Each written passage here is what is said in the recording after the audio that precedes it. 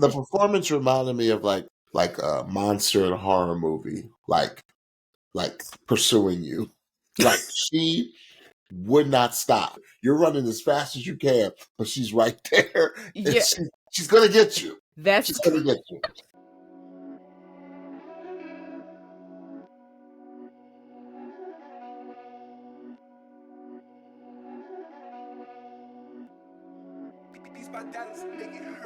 Hello, welcome to the Pitchy Podcast. We're your hosts, James and Stephanie. Here on the Pitchy Podcast, we are passionate about good music and a great vocal. We'll use the vehicle of NBC's The Voice to give you our take and our feedback on each contestant's performance and everything else.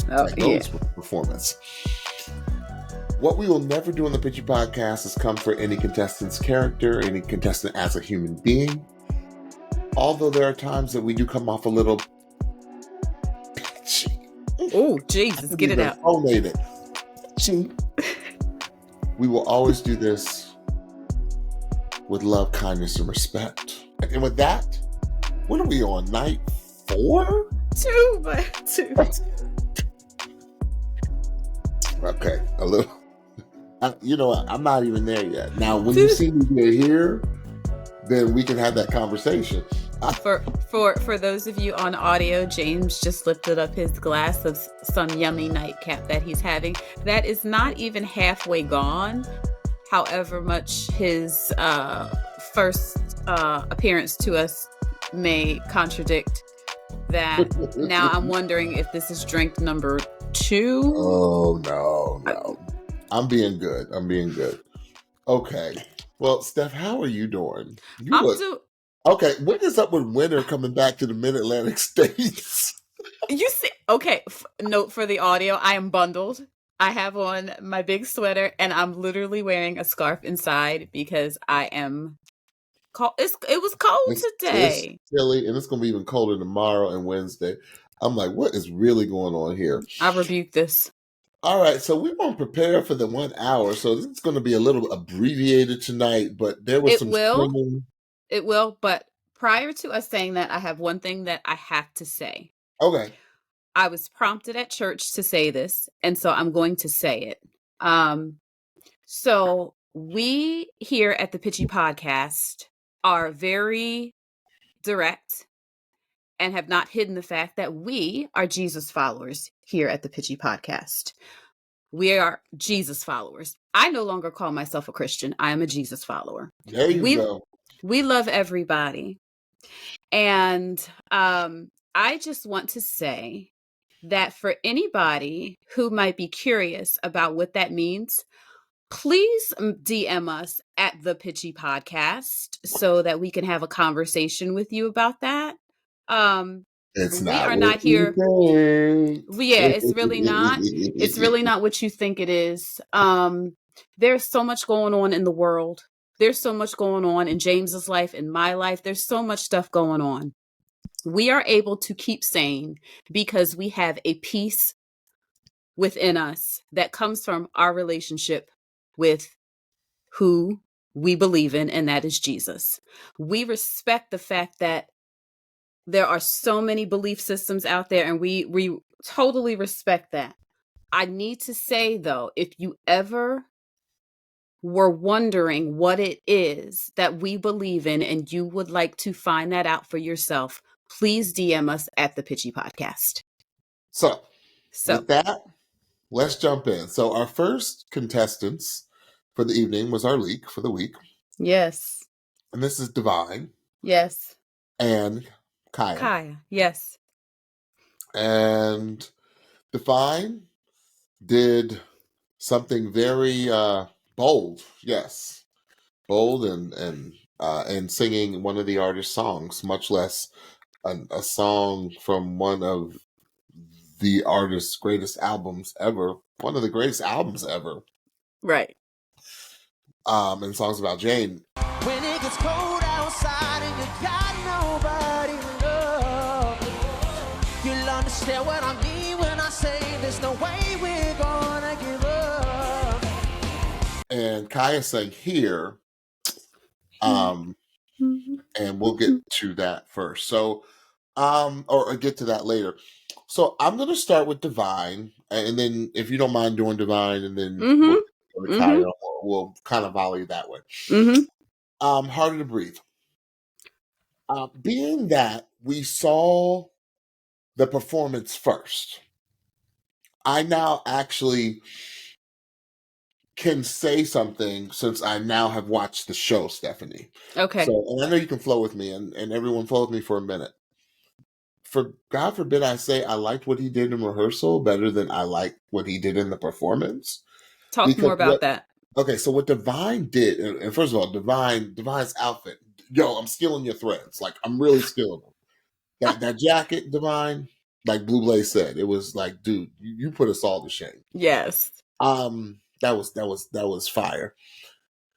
Divighn in the B reel, like he just stood and sang the song, and I felt like he sang it down more than the actual performance where he put a whole show, starting off on his knee.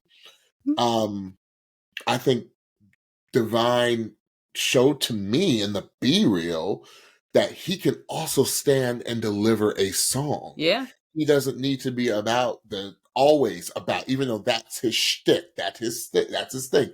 And a lot of people can't do that. But we had a contestant, what was that? Was she on last season or the season before? I couldn't remember.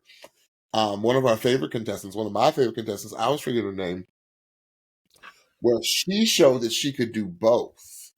Maddie, it just came back. Thank you, so Lord. Maddie showed that she could do both. Yes. Like, we thought that she was kind of a one-trick pony, but then she gave that Rihanna and like sang it down. Yes. I'll never forget that. And that's what I think Divighn should have done with this song. But I get why he was doing what he was doing, because I thought he was killing it in the rehearsal. So, but I said, I understand this is his lane. He's going to do what he's going to do. Stephanie, I don't know. Hearing it back today, I listened to it in my good ears first, but tonight, not listening into my good ears, it sounded like he was a little sharp at some points.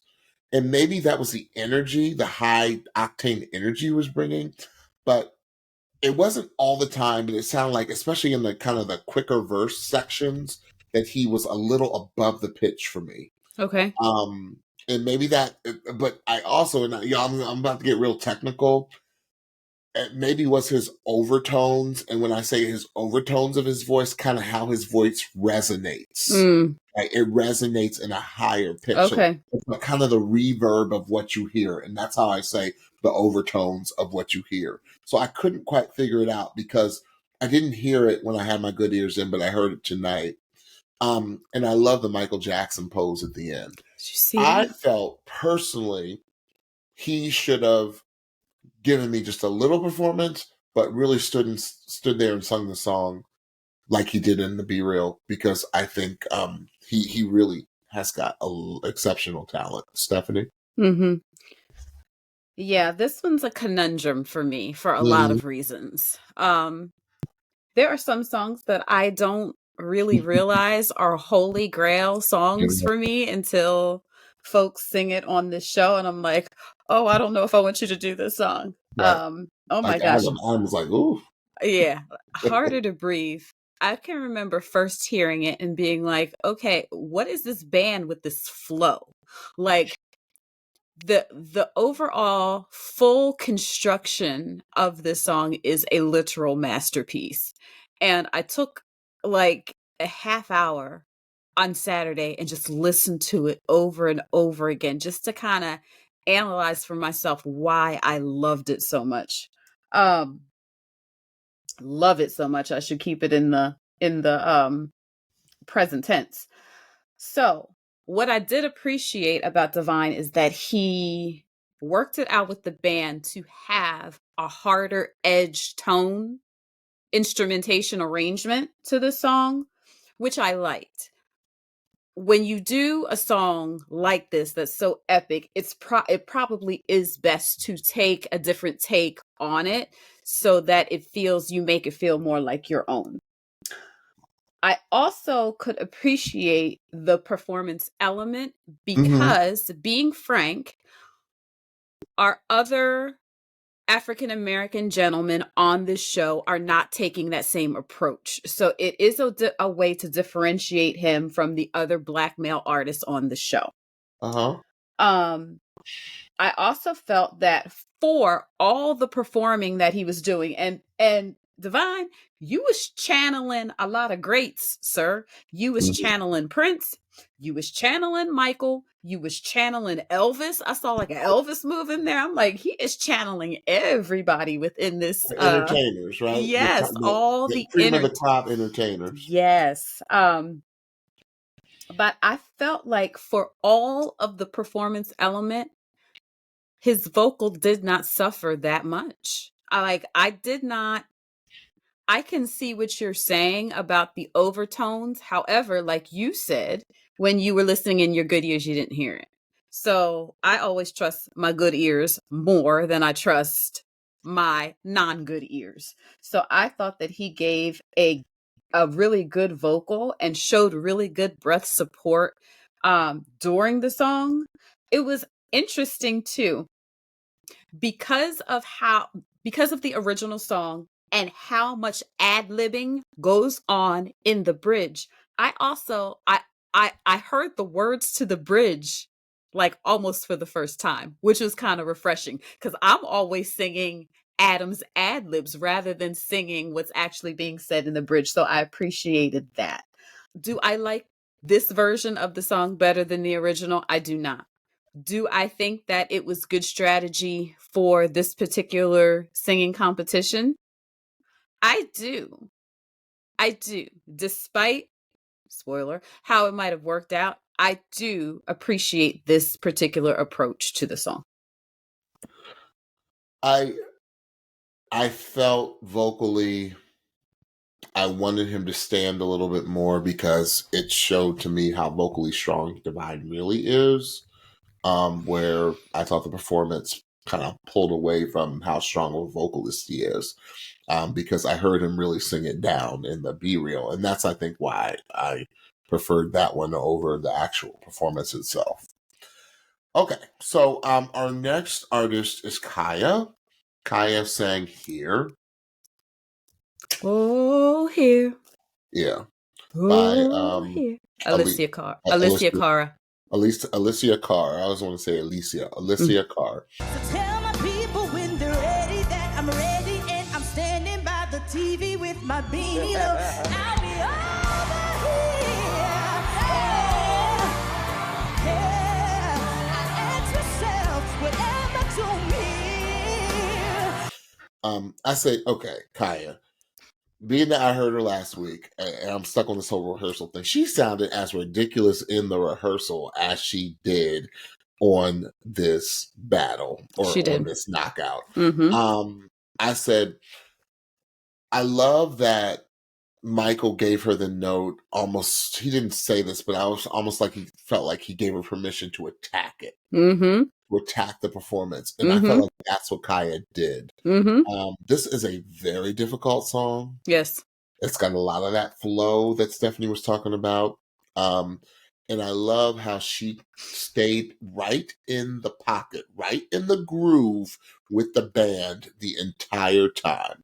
That's not true. Oh, well, I thought she did until the back half of the song. And then I felt that the back half of the song, there was a snap. There was snappage that happened. And then I said, okay, it's not really even a competition anymore. She's just really good. I'm here for the back half snappage of that song. Yeah. Because she let it go. The front half, to me, she was right in the pocket, right in the groove. And then she just snapped and then showed you what she can do on the ad-lib side and to really make the song her own. I thought it was a masterful performance. I loved every minute of it. I loved just her spirit. I think she should go far in the competition. She's one of the strongest who nobody's really talking about.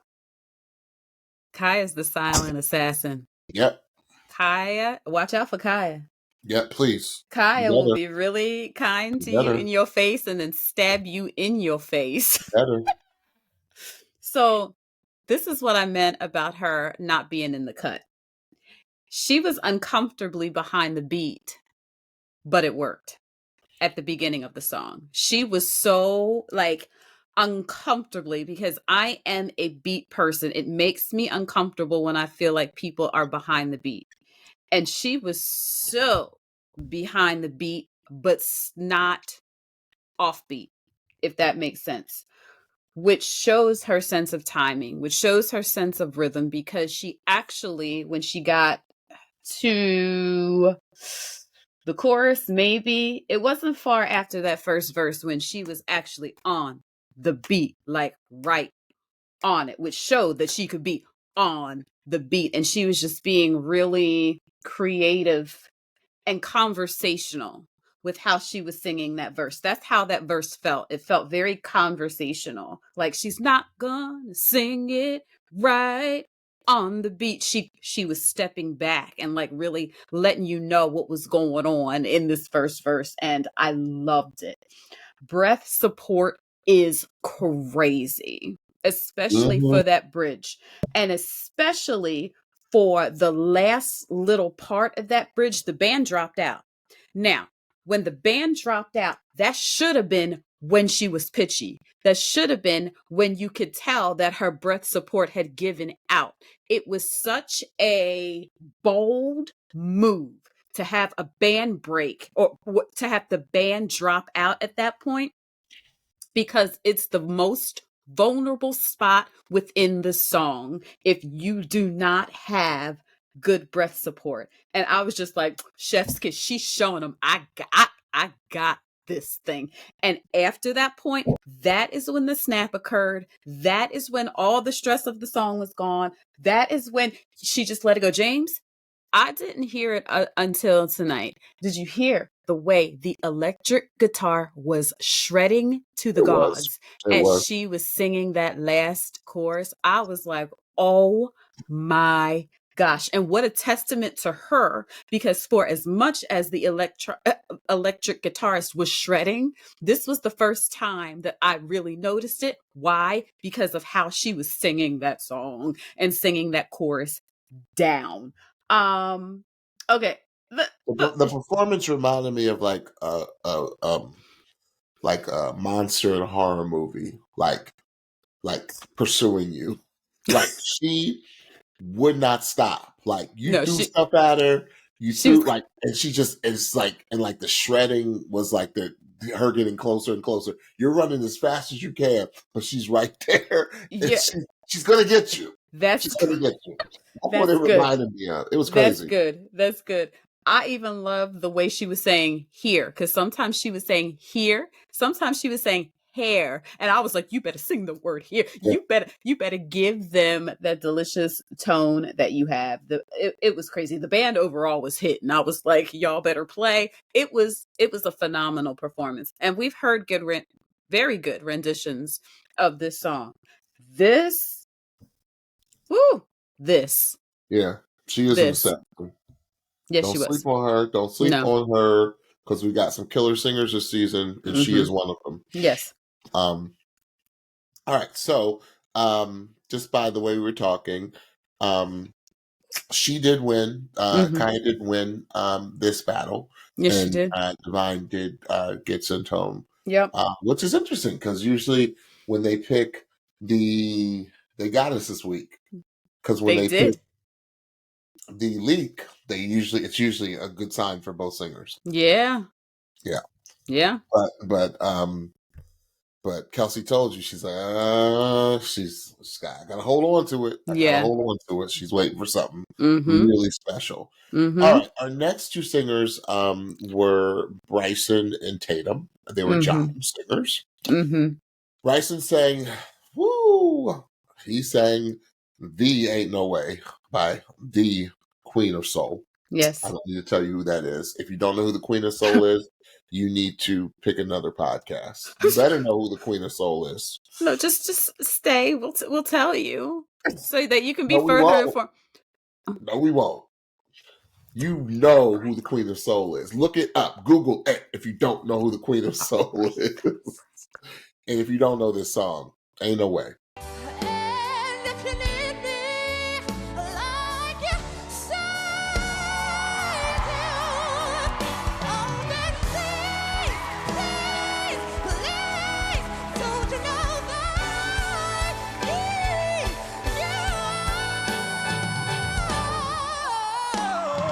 you? Anyway. Then Tatum sang Stick Season by, I didn't get the who. Noah Khan.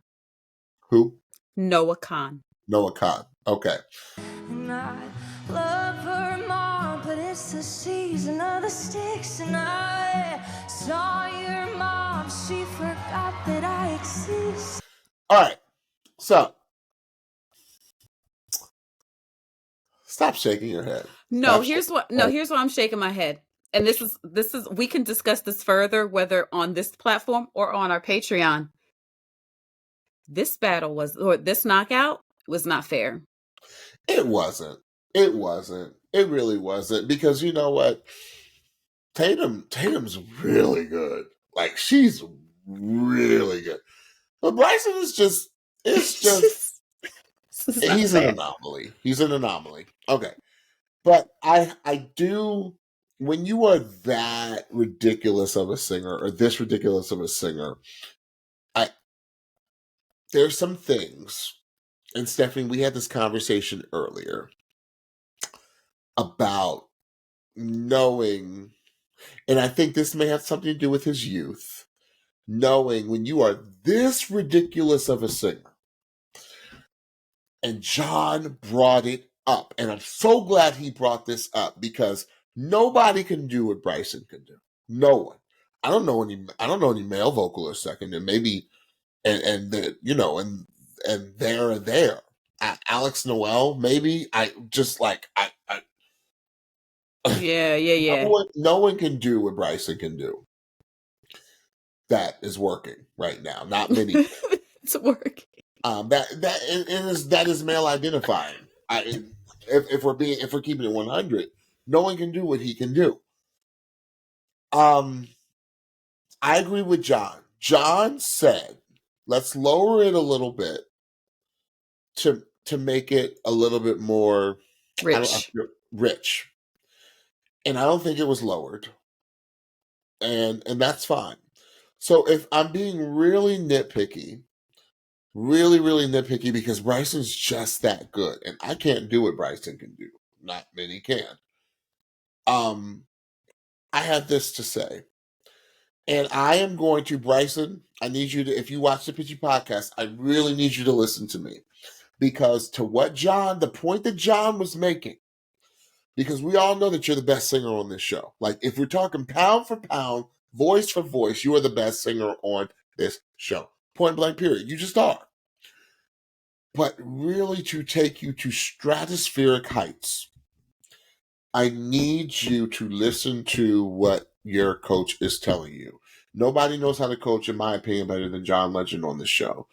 And I felt that the falsetto, the high singing of the song, took away from the context of the song.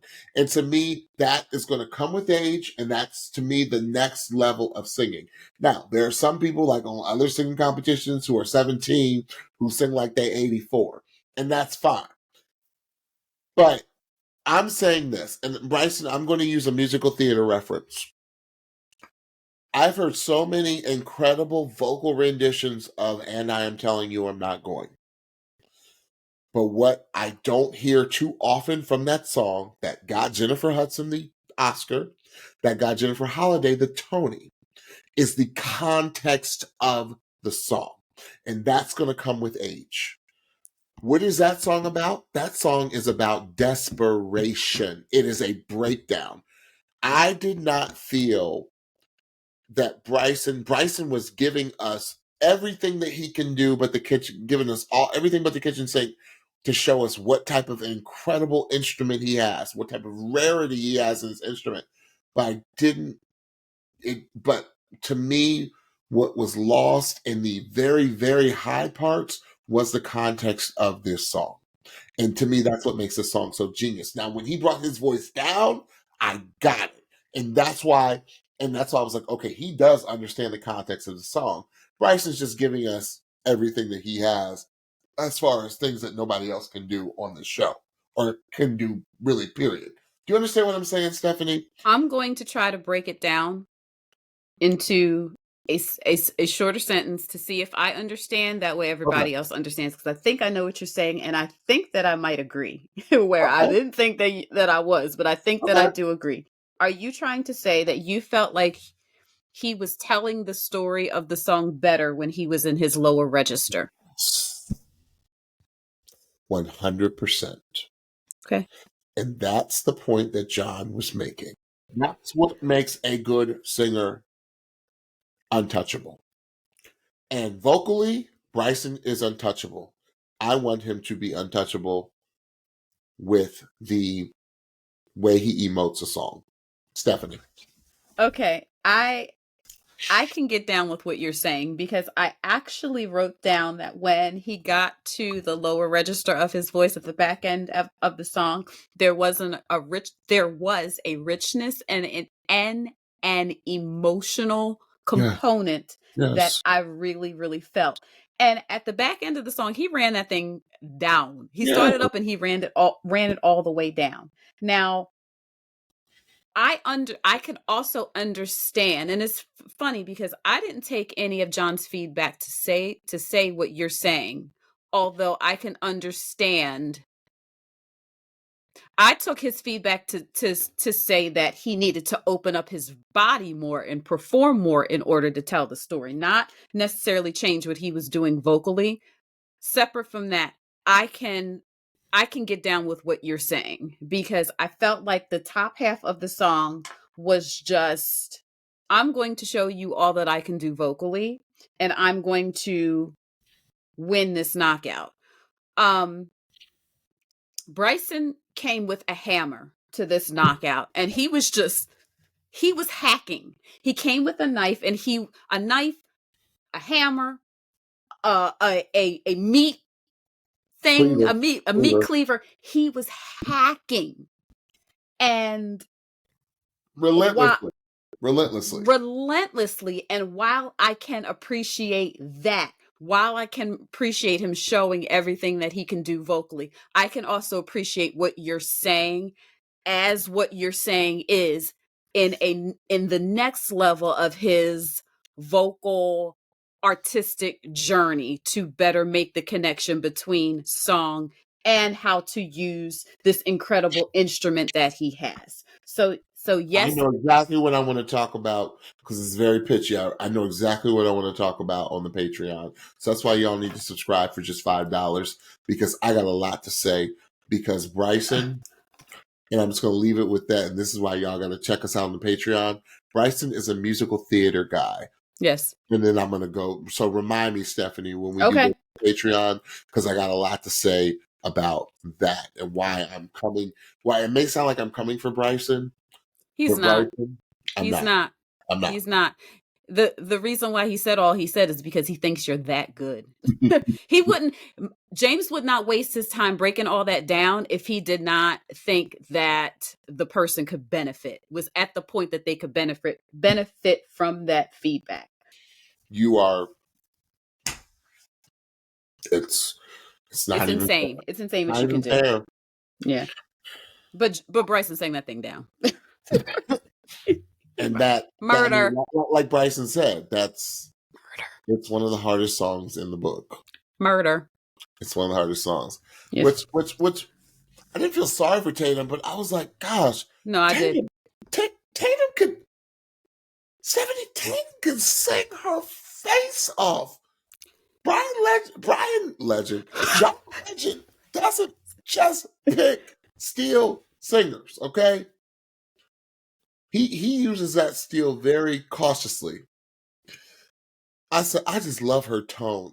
Oh, I could listen to I said, she just can be. I wrote, she's just radio. Like I want to turn on the radio and I want to hear a voice like Tatum's. Yeah. It's just an incredible, distinct voice. And to me, the power is in the nuance with her. Her voice is so nuanced. It's just the little things here and there that you got to really have a good ear to hear what she does. The yodel in her voice, like that's just one thing. The storytelling, the way she arcs the story, like remnants of Jackie Roar, like the way she arcs a song, like in her storytelling, it's just incredible. And I just feel bad that she went up against Bryson. Because Tatum, to me, should have been through. Someone should have saved her. I think that it was really good to hear Tatum's voice again. It was really good to hear her voice on a song like this. I think this was a really good song choice. Her voice is one that almost sounds like it has like a filter on it or something. Yeah. Like there's something on her voice that almost sounds like there's something on it, like there's an effect on it. But it's just a really cool, textured voice that has a lot of character to it. Now, I remember this song because this is a song that our dear Zoe Lavere sang on her season. She sure did. So it was interesting comparing the two. I felt like Zoe's version was a little more hopeful and bright.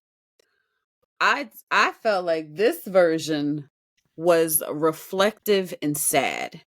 Now, I would be so very interested to understand whether that is just the approach that Tatum took to this song or if she felt defeated.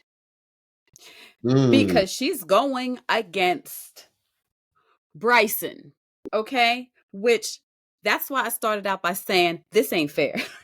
This did not feel fair. Usually they pair people up. And if they're going to pair them 2 by 2, I feel like they need to be paired more closely together. As far as like, Bryson can't be paired though. Like, no, you know who could have stood with him? Renzo could have stood with him. Because Renzo is also very technically perfect. Yeah. I thought that, listen, it would have been a closer match than Tatum. Yeah. It would have been a closer match than Tatum. So I was upset for her because it just did not feel fair. Because I did think Tatum gave an incredible performance. But I was wondering, based on the feel of the performance, whether she was defeated. Like if you watch afterwards, or if you watch during, Bublé was clapping along, encouraging her. It felt like all them coaches knew she was going home and willing her to do her best. That's how it felt. That even as she was standing up on that stage, as people are giving her great feedback, which they should have been, it was almost kind of like, oh, you think that about me? Oh, thank you so much. But also having like this sad face on, not feeling hopeful that she's going to make it through to the next round of the competition. And I just did not think that it was fair. It didn't feel fair to her based on the level of crazy talent and just not even just talent, but all of the things that Bryson can do with his vocal, and he did not back down. And it just felt like there was no way for her to win, no matter how great her performance was. No, he did not.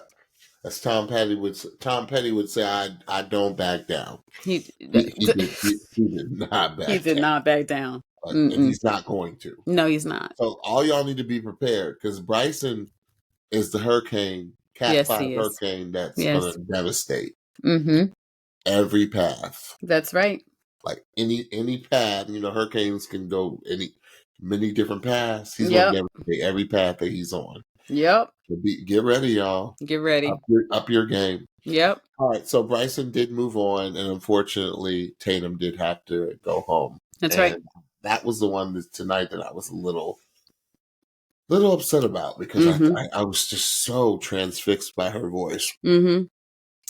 Okay, so we had our first quick clip of the knockouts, but we did hear actually a good bit of Alanna, who sang a very difficult "I'll Never Love Again" from "A Star Is Born," Gaga song from "A Star Is Born." I don't wanna give somebody else the better part of me.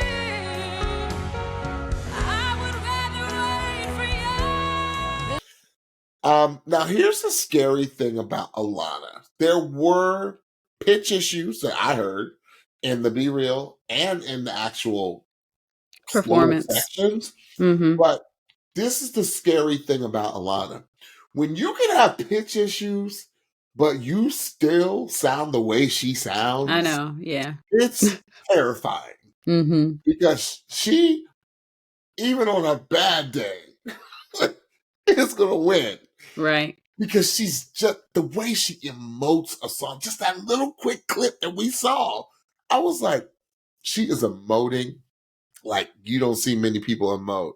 I wrote, it was heartbreakingly beautiful. Yeah. Because I know the context of this song. She knows the context of this song. Apparently. You know, she was singing about like somebody, her dude that she's been with since she was 13. But that's not what the context of the song is. If you know the movie and you know like why this song is sung.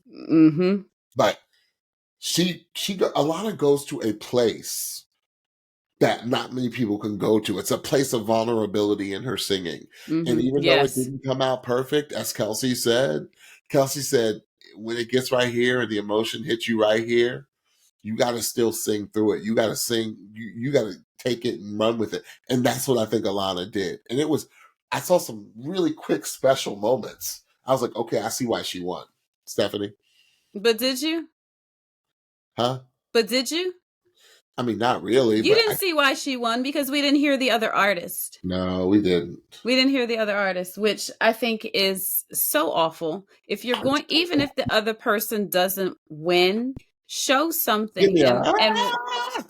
And while I was, right before we got on, as I was posting the results on IG, I see that Paige had posted something saying that she was, she wasn't mad. She was just kind of upset that they didn't show any of her, nothing of her knockout. She said that she had been sick, and she really fought to give like the best performance that she could have. I feel like a lot of them might have been sick. I wonder if Alanna was sick. Colby had been sick. Like, I wonder if there was just like something going around the voice during the knockouts time. But as beautiful as Alanna's performance is, it's really not fair to say I can see how she won, because no, we didn't. We saw that she won. We didn't see why she won because we didn't hear the person that she was up against, which I just don't. I hate that they do that. Right. It sucks. It does. All right, so we're going to go to our final performances tonight, which I believe that there is some collusion going on in the mix. There's collusion? John Legend don't get happy as too often. And he just seemed a little too happy on that last set of performances. James, he was saying from the start of the show that he was going to steal somebody. I knew minute one that John Legend was going to steal somebody, and I figured that it would be at the end of the show. It was such a non-surprise. I was like, oh my God, y'all, do better. But I was about to say, and then because he was getting too happy. Yeah. But I think him and Adam were like, okay. They might have been in cahoots. Yeah, I need her back. And just to give you, I need Ari back. So here's what was going to happen. You put Ari against Britton. Britton's going to win it. And I'm going to get Ari back. Because Ari was originally with John. Yes. Okay. So, Ari sang the 90s banger. The 90s banger by Faith Evans. The Faith Evans. I Never Knew a Love. Love like this before. I never knew there was a love like this before. Yes, Ari. Never had someone to show me love. Love like first of all, I was not happy with the song choice that Ari chose because I don't think this is a good song competition song. I just don't think it's the best song for a competition. I do like the tone that she brought to the song. I do not like because this is one of my bangers of the 90s, y'all. I do not like what was done in the bridge. I don't like what the band did. I felt like she did kind of what I told her to do. I just did not like that bridge. Don't rewrite a song, y'all. Don't rewrite a banger like that. But that's just me being very selfish and being very pure. Can I ask a question? Yeah. Did you particularly not like the hits they were doing, like the doop? Yeah. I didn't like that either. I mean, Stephanie and I are both 90s kids. We were teens in the mid to late 90s. And so again, this is one of the biggest hits, R&B hits out of the 90s. So Stephanie and I, this song is very nostalgic to us. Yes, it is. I wrote, sorry, I'm a 90s kid. What am I going to do? Watch the pitch at the end of your phrases, Ari. You do some weird pitch things. I said, but she does have this funky tone. No, she does. Like it's just, you can't deny it. Yeah. I love it. And then you could really hear it when she held out that note towards the end of the song. I said, "Ooh, that's delicious." That's the only thing I could describe. Like, her voice was delicious to me, and it was just it's so different. It's such a different sound that you have to pick her because you want to hear more. Right. Because her tone is just it's so luscious. I'm coming up with kind of crazy words, but I just love her tone. They're accurate. It's funky. Mm-hmm. Stephanie. So what say you? Because I know this song means a lot to you. Okay. So what did you feel about the song choice? Okay, so what was funny was that I was going to sit down for the third performance, the third set of knockouts to do my Patreon watch with me. But then when the clip started, it started out real weird. They didn't show them behind the door, all that. I said, they about to quick clip me. I'm not doing no Patreon to no quick clip. So I guess I'm going to sit down and do this last one with Ari and Britton. So y'all, if you want to see Stephanie have her own little personal dance party, come join us on Patreon for $5 because Stephanie had her own little dance party. I'm sitting there trying to write notes and I'm over there. I was like, so here's so I love the song choice. I actually think that the song is very, very singable. I didn't mind the song choice. What I did mind is all the extraness of the band. That's what I did mind. I didn't like the dun, dun, like all the hits that they were doing. Like it was too much. And I'll tell you why.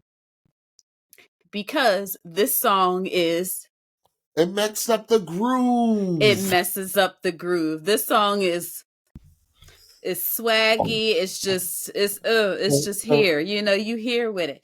And that is not that was not their approach. That was not the band approach to this song.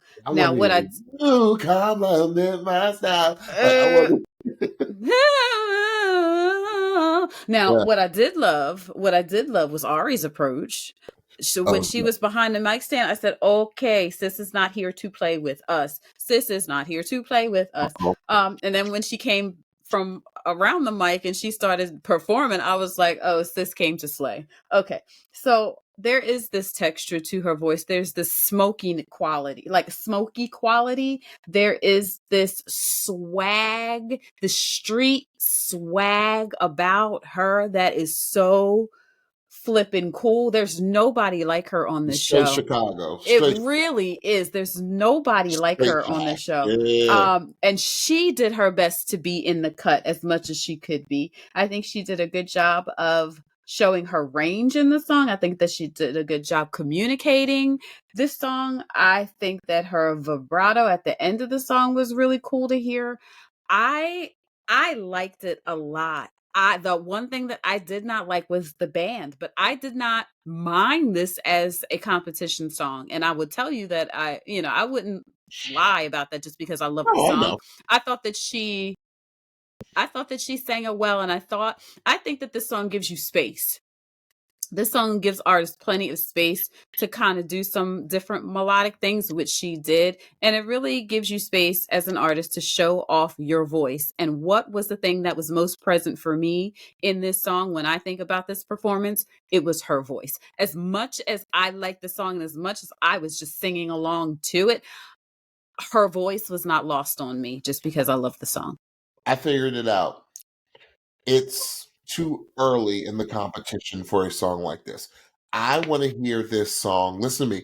Listen to me for a second, Steph. I want to hear this song with the live BGVs. You want to hear Never Knew I, Never Knew I. That's what I'm gonna hear. And then you doing what you doing over those BGVs. Okay. If you leave cause you compliment. And you want to hear her go. I want to hear that. I think that's what it is. I think it's too early. I need to be. That's the lies for me, where the BGVs are going in. Okay. And you singing over the BGVs. Okay. I can yes and amen that. Okay. All right. So Britton is next, and he sang "Free." And who's "Free" by? "Free" is by Zac Brown Band. Oh, that's Zac Brown. Says free.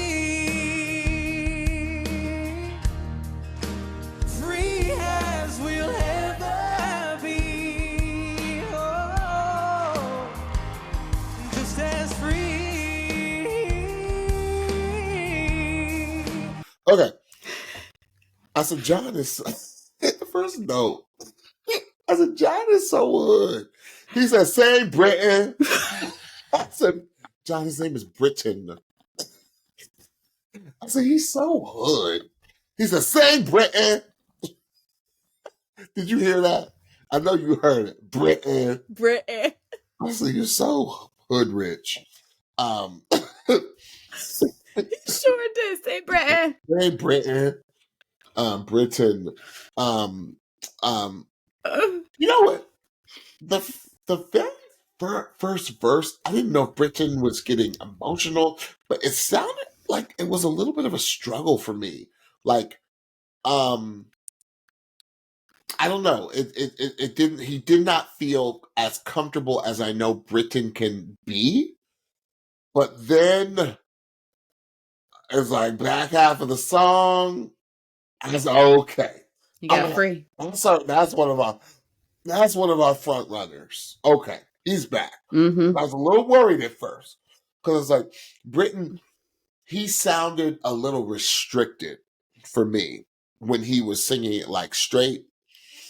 And then Britton, what he does so good, he adds his own zhuzh to it. Yes, he does. And it's always very respectful of the song. Yes. It's always right on time. And that's the secret weapon. Yes. That's a true artist to add their own sound or their own, flavor to it. Yes. And back half of the song, I said, okay, that's the Britton that I know. That's the Britton that we all know. Yes. He's not just a handsome face.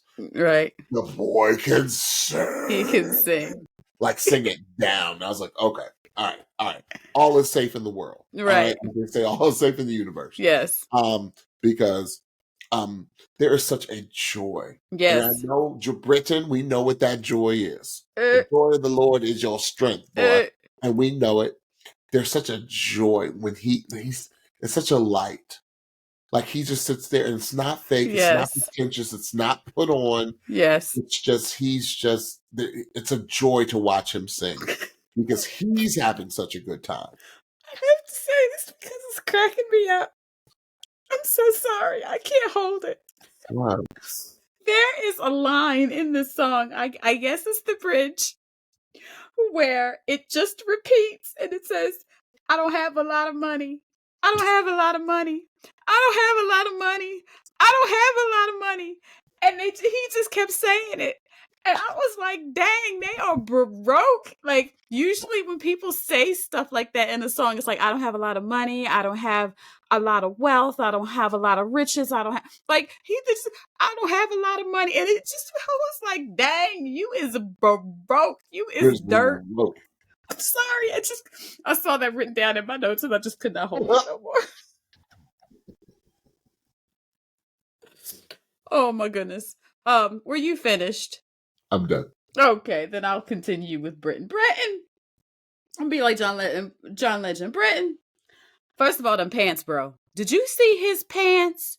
How they had that hem and then it was like almost wide leg. Like Yo, 90s.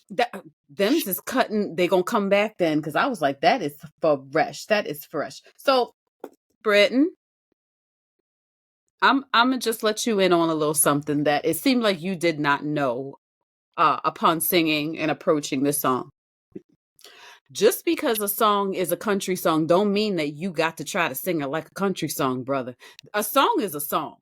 I think Britton got psyched out by this song at the beginning of it because he mentioned the fact, and his whole Be Real was about the fact that he ain't no country singer, but he from Texas, so he heard the song on the radio a whole lot, and so he wanted to do it. Well, just sing the song, brother. You ain't got to add no country twang to it. You ain't got to do nothing like that. Just, if you love a song, sing the song, make it your own. Don't feel like you got to do nothing else with it. So what you might have felt at the beginning of the song, James, is him being a little bit timid about singing this country song. And I'm just like, Britton, we know you can sing. Just sing this song. And guess what? By the middle to back half of that song, guess what? Britton got free. His chains were released and he just got free and he sang the song the way that we know Britton can sing the song. And I was like, that's what you needed to do, brother. Just sing the song, no matter what song the producers give you, the coaches give you, no matter what song you are asked to tackle in this competition.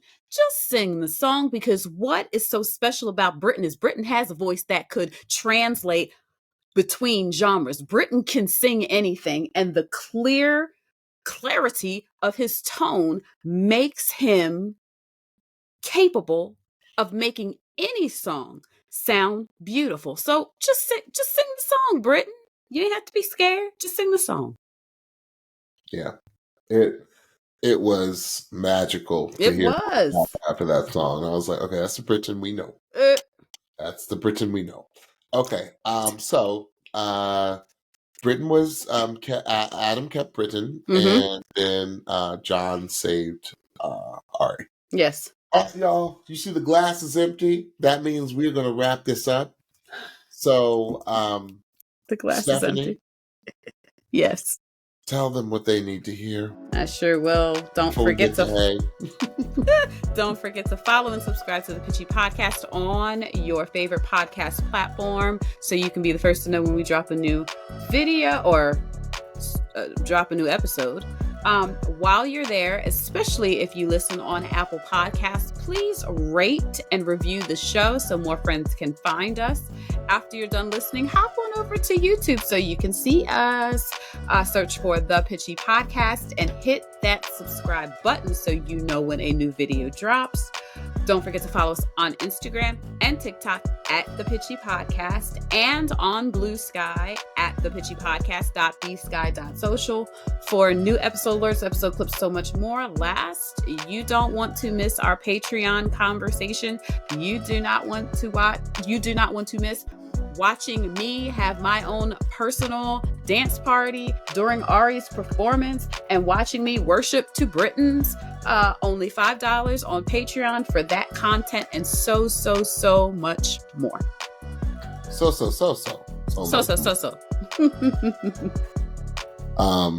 And just to let you know, that's 16 cents a day, y'all. 16. Oh, that's it. 16 cents a day. That's it. Per month. I mean, 16. It's less than a cup of coffee per month. Yes. All right. Well, thank you so much, Stephanie. We got another week of the knockouts to go. Yes, we do. The 2-hour episode. Yeah. Next week. Yes. So there's some singers that I can think of off the top of my head, and I'm just like, come on. Yes. Come on, let's do it. Let's do it. Yes. All right. Well, bye, everyone. We'll talk to you next week. Enjoy the rest of your week. Bye-bye.